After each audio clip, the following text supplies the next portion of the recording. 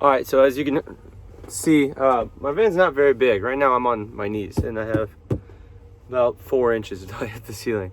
But this is kind of my setup here. I'll give you a more in-depth tour, but right now we're gonna clean it up a bit because it is such a small place. It drives me crazy when it's cluttered. So let's do that real quick. With the van being the size it is, I don't have a permanent bed. I have to make mine every day, and for a lot of people that's a hassle, and don't get me wrong, it can be, but since it is a small van, you gotta make do with the space you have. But I like this trifold mattress I have here. Super convenient, and now I kind of have a little chair. I can chill back here, and I can set my iPad up there or wherever. Kind of cool, you know, just making the most out of the space we have. But I just got off work, so I smell kind of funny. I'm gonna go shower. I'll be right back. For those of you, you're probably gonna ask, 24 Hour Fitness is where I normally shower, but that's closed due to the coronavirus. So I shower at work. All right, I'm not bringing you with me for that. You gotta go away. Bye. Don't judge me. Look, Panda was right next to the place where I get my healthy food, and I was like, no, Panda sounds pretty. Treat yourself. Shut up. So let's do this van tour. Cue van life B-roll. That's probably not going to be very good because I don't own any camera equipment.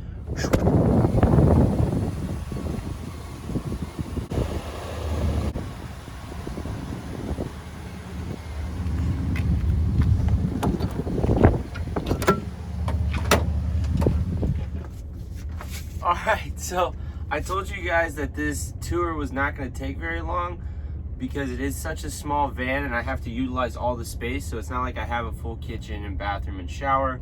So originally, when I first bought the van, it was completely stock. Everything was carpeted. It had like 4 more of these giant like co-pilot seats.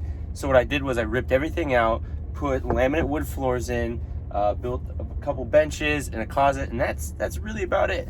Let me show you. So it's kind of messy right now. Ignore my Panda. But basically, for the floors underneath the driver and passenger seat, I just laid down these blankets and then bolted the seats back into it.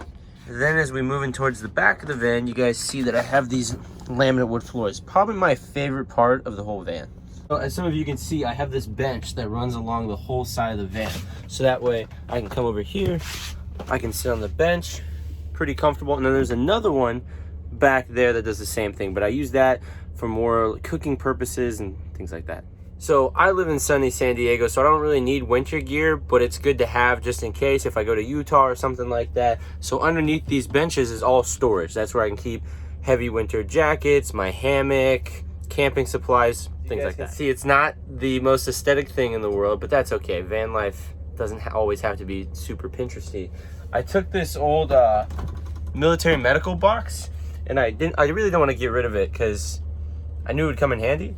So I drilled it into the top of the bench and created another little closet here. So I can store like tools and winter hats, my bicycle helmet, foam roller, and then I built this little shelf in here just so I can hold my shoes. All right, so let's get into the kitchen real quick. So I come back here to the back doors, I open this up, and this is what we have. This has some cooking supplies in it. Hopefully it's not too tough to hear me right now. There's a helicopter flying by. If you guys didn't know, I'm in the Marine Corps. I'm active duty, but that's a whole nother video for another day.